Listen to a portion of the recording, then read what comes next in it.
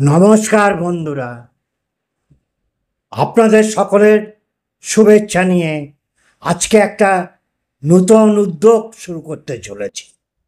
সেটা হচ্ছে জীবন প্রদীপ প্রায় নিভে যাবার সময় হয়েছে। জীবনের সায়ান্নে এসে দাঁড়িয়েছি। বয়স এখন ৭৫। যে কোনো সময় শ্যাম সুন্দর মৃত্যু দোরগোড়ায় হাজির হবে। সেই সময়টুকুর ফাঁকে একটা ছোট্ট উদ্যোগ আমার ছোট ভাই বোনদের জন্যে।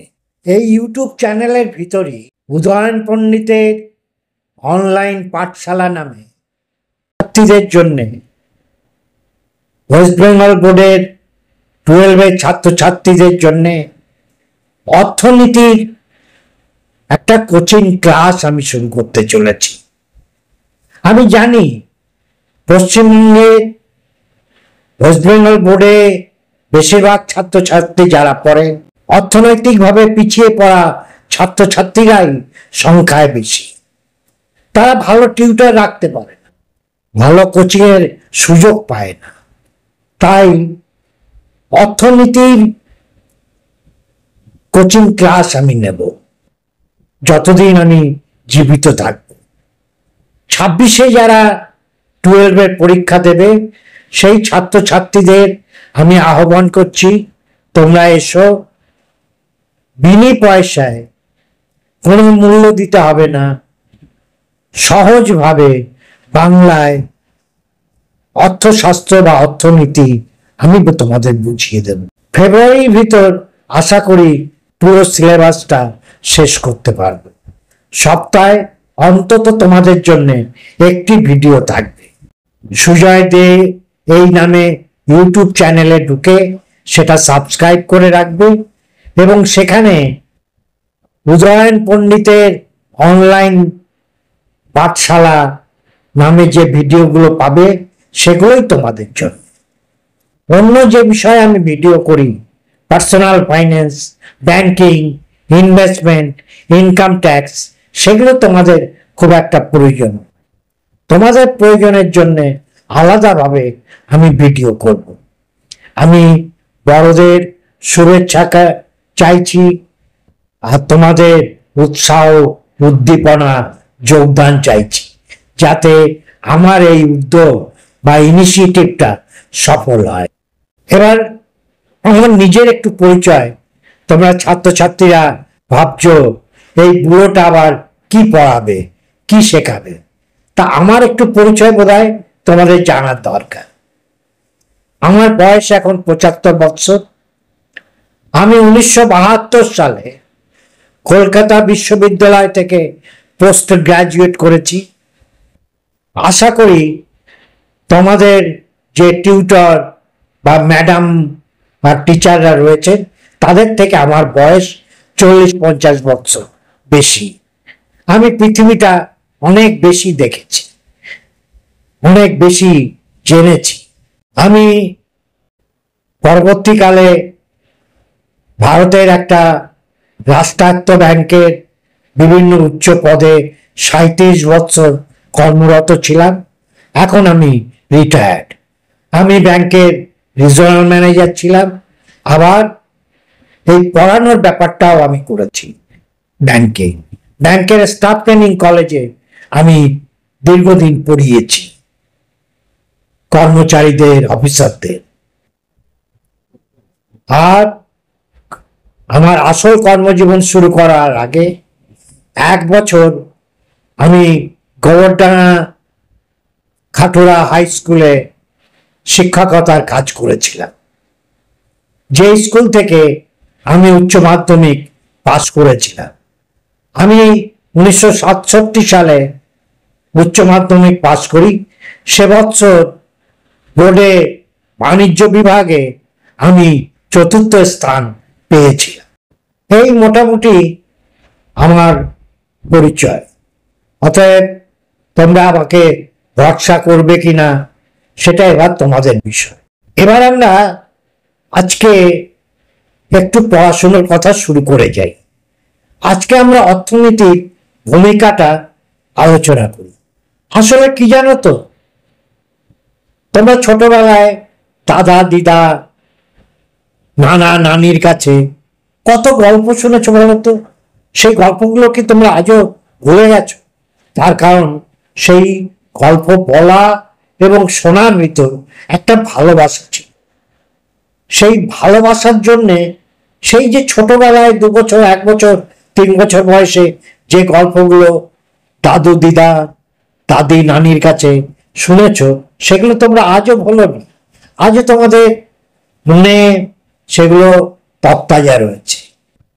ঠিক গল্পের ছলে আমরা যদি পড়াটা বুঝতে চাই, মুখস্থ না যদি বোঝার চেষ্টা করি, যে কোনো বিষয় খুব সহজেই আয়ত্ত করা যাবে। তা আমি তোমাদের সেভাবেই অর্থনীতি বা অর্থশাস্ত্র, তোমরা যাকে ইকোনমিক্স বলো, সেটা বোঝানোর চেষ্টা করি। আজকে আমরা একেবারে অর্থনীতির প্রথম অধ্যায়টা পড়ব। প্রথম অধ্যায় মানে ডেফিনেশন অফ ইকোনমিক্স। অর্থনীতি কাকে বলে?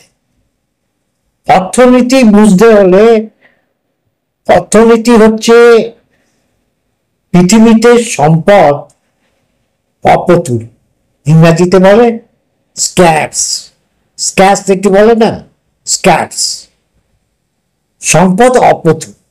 এই অপ্রতুল সম্পদের সঠিক ব্যবহার, তখন তুমি যা চাইছো সেটাই পাবে না।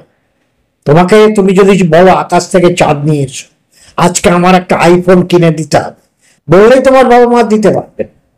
বা তুমি টিউশন থেকে ফিরছো, তোমার পকেটে 100 টাকা আছে, তোমাকে সিদ্ধান্ত নিতে হবে এই 100 টাকা দিয়ে তুমি কিছু টিফিন করবে আর বাকি পয়সা তুমি ভবিষ্যতের জন্য রেখে দেবে, পরবর্তী দিনের জন্য রেখে, নাকি 100 টাকা দিয়ে একটা সিনেমা দেখবে। এই যে চয়েস, এই সিদ্ধান্ত নিতে, সঠিক সিদ্ধান্ত নিতে শেখায় আমাদের অর্থশাস্ত্র। তার কারণ সম্পদ অপ্রতুল, তুমি চাইলেই কোনো কিছু পাবে না। সেই পাওয়াটা কিভাবে পাবো, কোনটা আমি পেতে পারি, সেটাই হচ্ছে যে শাস্ত্র শেখায়, যে অপ্রতুল সম্পদের ভিতর সঠিক কোন সম্পদটা আমি চয়ন করব, সেটাই হচ্ছে অর্থশাস্ত্র। তাহলে অর্থনীতির বিষয় হচ্ছে প্রোডাকশন, ডিস্ট্রিবিউশন, কনজাম্পশন। এই হচ্ছে 3টে ধাপ। উৎপাদন, এরপরে জানবে উৎপাদনের অনুষঙ্গ কি কি, উপাদান কি কি, ডিস্ট্রিবিউশন তার বন্টন, এবং কনজিউম করা, ভোগ করা। তুমি মনে করো না তুমি তোমার ডিজায়ার, তোমার ইচ্ছে আকাঙ্ক্ষা আর তোমার চাহিদা বা ওয়ান্ট বা নিড এক জিনিস নয়। আমার তো অনেক কিছু ইচ্ছে করে, কিন্তু আমি কি সেটা পাবো?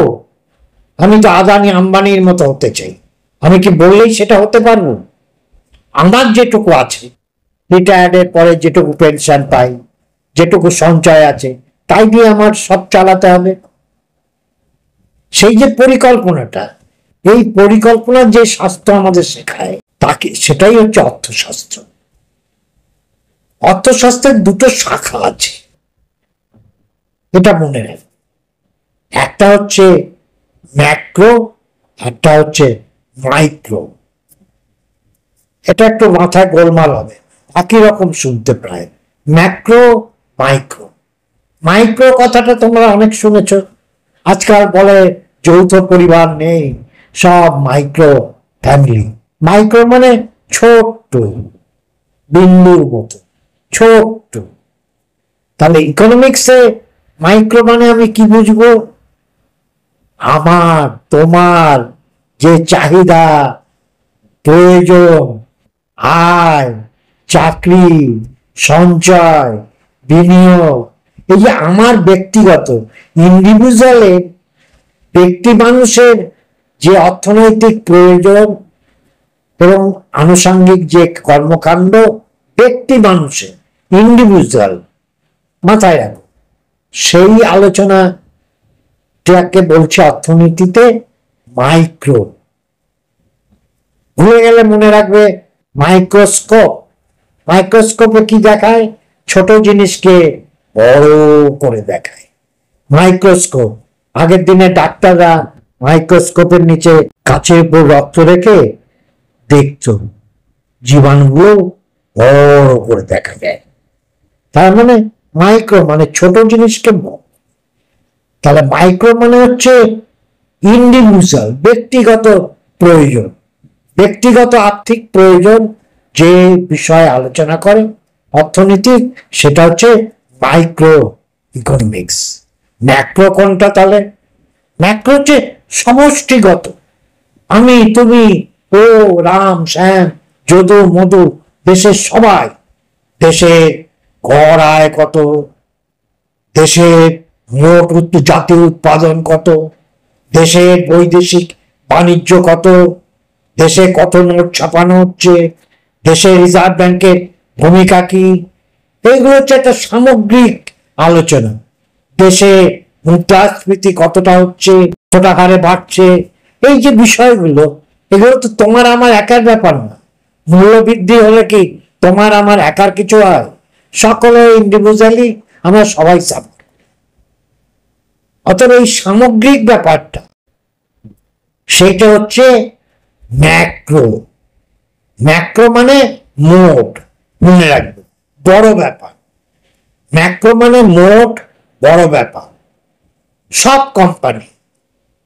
সব কোম্পানির অবস্থা কেমন, সব কোম্পানির নীতি কি, সেই আলোচনা যেটাতে হবে সেটা হচ্ছে ম্যাক্রো।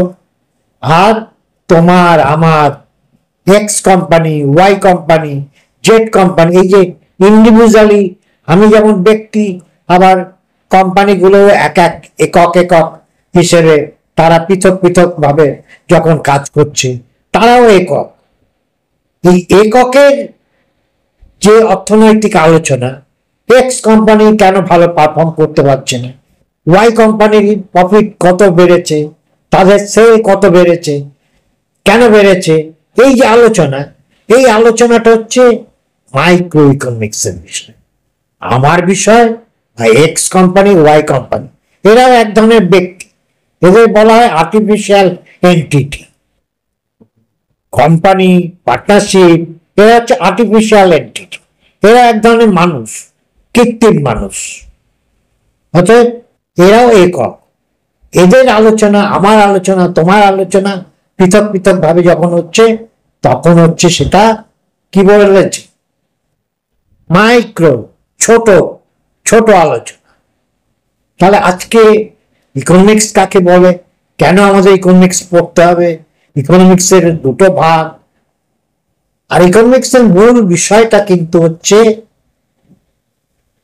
আবার শেষকালে বলে দিই, সেটা হচ্ছে সম্পদের অপ্রতুলতা। সম্পদ যদি অফুরন্ত থাকত, অনন্ত থাকত, তাহলে কিন্তু ইকোনমিক্স এর আলোচনা শুরুই হতো। তখন আমি যা চাই তাই পাই, যা চাই তাই পাই। কিন্তু সম্পদ সীমিত। এবার সরকার তার যে বাজেটের টাকা, সেটা ডিফেন্সে মিগ বিমান, রাফেল বিমান কিনতে ব্যয় করবে, না শিক্ষা খাতে ব্যয় করবে, এই যে ডিসিশন, চয়েস, এটাই হচ্ছে ইকোনমিক্স। এটা হচ্ছে ম্যাক্রো ইকোনমিক্স। সরকার সামগ্রিকভাবে দেশের কথা ভাবছে, সে 1000 কোটি টাকা দিয়ে বিমান কিনবে ডিফেন্সের জন্য, সমরাস্ত্র কিনবে, না হসপিটাল করবে, না তোমাদের জন্য শিক্ষা খাতে তোমাদের স্কুলকে এসি বানিয়ে দেবে, ভালো সুন্দর ব্যবস্থা করবে। এই সিদ্ধান্তটা হচ্ছে ম্যাক্রো সিদ্ধান্ত। তার কারণ সম্পদ সীমিত, সেটা কোনো দেশের ক্ষেত্রে বলো, আমেরিকার অনেক সম্পদ, সে ধনী বেশি, সেই জন্য সে ধনী বেশি, কিন্তু তারও লিমিটেশন আছে, তারও বাজারে ধার আছে, বহু দেশের কাছে তার ধার আছে, তার প্রচুর ডেট। তাদের থেকে আমাদের অবস্থা আরো খারাপ, আমাদের সম্পদ আরো কম। তার কারণ সে তুমি প্রাকৃতিক সম্পদ বলো, খনিজ সম্পদ বলো, কৃষিজ সম্পদ বলো, মানব সম্পদ বলো, এই সমস্তই হচ্ছে সম্পদ, এবং এই সম্পদ সীমিত। এই সীমিত সম্পদকে সঠিকভাবে ব্যবহার করাটাই হচ্ছে অর্থনীতি শাস্ত্রে আমাদের শেখায়। আশা করি আজকের ভূমিকাটা তোমাদের বোধগম্য হলো। চ্যাপ্টার সামনের দিন আমি তোমাদের যেটা দ্বিতীয় চ্যাপ্টার ওয়েস্ট বেঙ্গল বোর্ডের ইকোনমিক্সের 12 সেটা হচ্ছে চাহিদা, ডিম্যান্ড। ডিম্যান্ডটা তোমরা দেখে রাখো, পারলে দেখে রেখো। আমি শুরু করব ডিম্যান্ড আলোচনা করব। আবারও বলছি, আমার এই উদ্যোগ জীবনের সায়ান্নে একটা শুভ উদ্যোগ নিয়েছি। আপনাদের সকলের শুভেচ্ছা, আন্তরিকতা কামনা করি। আপনারা আপনাদের বাড়ির কাজের লোক যারা সহায়িকা, তাদের ছেলেমেয়েরা যদি 12 পড়ে, তাদের যদি ইকোনমিক্স থাকে, আপনারা যে চায়ের দোকানে চা খান, এবং আপনাদের কাজের অন্যান্য লোক যারা গরিব মানুষ, দুস্থ মানুষ, পিছিয়ে পড়া মানুষ, তাদের বলবেন এই আমার এই চ্যানেলটা, সুজয়দের চ্যানেলটা সাবস্ক্রাইব করে রাখতে। এর জন্য কোনো পয়সা ব্যয় হবে না। তারা যেন উদয়ন পণ্ডিতের অনলাইন পাঠশালায় যোগদান করে, তারা যেন চ্যানেলটা, সুজয়দের চ্যানেলটা সাবস্ক্রাইব করে রাখে, এবং সপ্তাহে অন্তত একটি ভিডিও আমি ছাত্রছাত্রীদের জন্য বানাবো। আপনারাও আপনাদের পরামর্শ দিয়ে আমাকে সমৃদ্ধ করবেন, অনুপ্রাণিত করবেন, এই আশা রাখছি। এর সাথে কোনো অর্থের সম্পর্ক নেই, কাউকে মেম্বারশিপ ফি দিতে হবে না। আজকের মতো এখানেই শেষ করছি। ছাত্রছাত্রীদের বলছি, তোমরা সময় মতো এই ভিডিওটা দেখে নিও, আর প্রতি সপ্তাহে একটি অন্তত ভিডিও আমি তোমাদের জন্য বিশেষ করে আনবো। তোমরা মাঝে মাঝে আমার চ্যানেলটা খুলে চেক করে নিও। ততদিন সকলে ভালো থাকুন, সুস্থ থাকুন, আনন্দে থাকুন। আনন্দই হচ্ছে ঈশ্বর, আনন্দই হচ্ছে আল্লাহ।